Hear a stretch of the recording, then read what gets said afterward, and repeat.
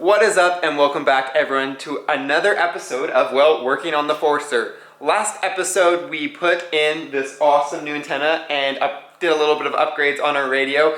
This episode we're going to be doing some more upgrades, more specifically to something we've already done actually a few episodes ago. So the first thing is, well, this thing. This is really going to be a really quick install what we'll be doing, but it's a different pre-filter for my Snorkel. These are something we're looking at selling at flat for, but obviously a lot of stuff we want to sell, we want to be able to make sure it actually works for you guys. So we've heard lots of good things about these Cyclone air filter pre-filters. So we're going to try one out on my Forester and see how they work. Because as you guys know, I've been running just the generic kind of like Ram air filter head for a while. So we wanted to see what pre-filters we should be carrying. So that's, as I said, super simple. And then the second thing is this. This is a little air pressure regulator. What we're going to be doing is we're going to be upgrading my ARB air pump setup. So right now it's just clips onto a hose and then the hose runs to the tires. Well, what I want to do is be able to clip it onto the hose, run those to my tires, and then just let it be and let it fill up the tires.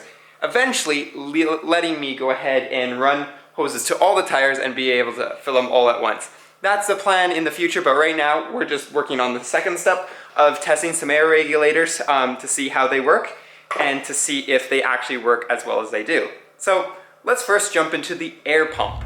And well, as you can see, I've been using it quite a bit. It's been such a good upgrade. I can't believe I went so long without one of these. But essentially, as you saw, really it just has one little kind of sensor here that we need to manage, and then it's got the plug to our hose. What I want to do is I want to put an air pressure regulator in here and then also switch this over so that we have this on the hose that we can attach to the hose, and then have this so that that attaches. So we have a quick release actually on the pump itself. So let's go ahead, take all this off, and then figure out what we're working with. And there we go. We have everything removed from here, and then we also have everything we'll be working with. So as you can see, it's a lot of just airline fittings using the hose, using some couplings, some elbows, some connectors, and then these are the clips that clip onto the tire to air it up.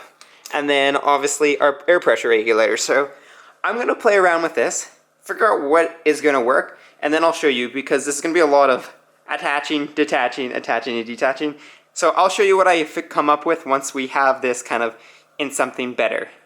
And well, I had a plan, but I actually changed it. So originally I wanted to have the sensor over here, but I figured the T actually works much better here because the sensor plug wires are right there. So then it comes around, it goes into the regulator where we adjust it. The regulator is sideways. I'm gonna see if when I put the Teflon tape on and wind it in, maybe it will let me center it a little bit better. But then all we have is a coupling right there. Off of that, we could actually maybe even coupling like right here to this guy. But what I think I'm going to do, just because it's easier, have the quick connect point upwards, because then it can go whatever direction I need to. And then on the hose, obviously to the other side of the quick connect and the clip. So we're actually really simplifying a lot of stuff on the hose and then just adding a little bit more hardware in the engine bay. So essentially with that kind of planned out, what I'm going to do now is I'm going to wrap each connection in Teflon tape and then kind of clock them the way I need to and put them in one by one in the car. And then once we kind of have that ready to go, what we'll do, fire up the air compressor, see if it holds pressure. And then once we know it's holding pressure, then I can adjust the regulator to what PSI I want the tires, and then we can actually try one on one of my tires just to see how well it works before we toss the Snorkel head on and be done for today's episode.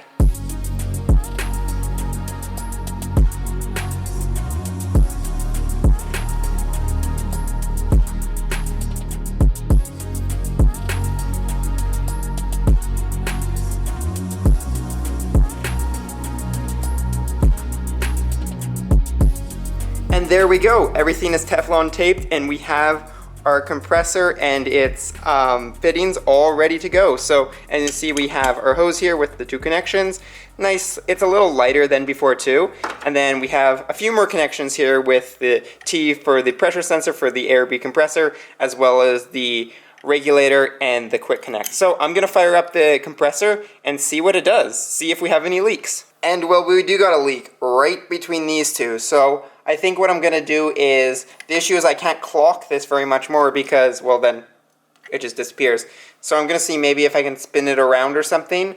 Yeah, I'm just gonna try to figure it out and see what I can do. I will catch up to you once we got this set up. Well, I can't hear any hissing, but I think it just kicks on every once in a while because it is leaking somewhere.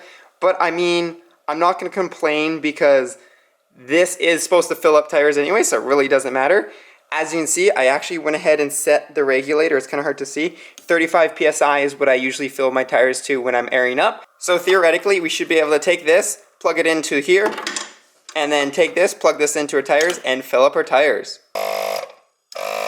And well, I would call that a success. We were able to fill it, plugging these in, and as you could tell, as soon as it started turning on and off, that's pretty much when it reaches the pressure set by the regulator. The one thing is I did set it pretty much to like 40 because that would get us to 37, and then by the time you unplug it, like take this off and stuff, you're pretty much at 35, so that's like the perfect pressure. So there we go. We now have a much easier way to fill up on the trail. I mean, it was pretty easy before, but now it's even easier. But wait, we're not done. We still have one more thing. We got to replace that snorkel head with this snorkel head. So let's go ahead and do that. It's really as simple as undoing this one and doing this one up. So there we go. We have the new pre-filter air cleaner on there. I noticed that it has like almost like a mechanism in there that spins, so that's going to be interesting to see what it does. Obviously it's a little bit bigger, but it doesn't have that like scoop, so it'll be interesting to see like how it affects the snorkel when it's moving in the car too. What I'm gonna do is I'm gonna go ahead and actually check my air filter and then compare it to the running this one. Even though it's not a super fair test because it's not very dusty anymore, I still think this will probably beat the Ram Air kind of style one.